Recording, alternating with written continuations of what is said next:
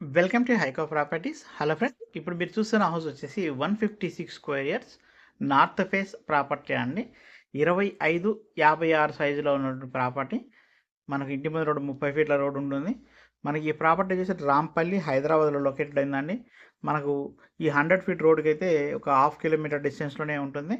మనకు చెర్లపల్లి రైల్వే స్టేషన్కి వచ్చేసి ఒక 5 కిలోమీటర్స్, గట్కేసర్ అవుటర్ రింగ్ రోడ్డుకు 4 కిలోమీటర్స్ డిస్టెన్స్లో ఉన్నటువంటి ప్రాపర్టీ అండి. 2 బిహెచ్కే వస్తుంది, G+1 పర్మిషన్ ఉంటుంది.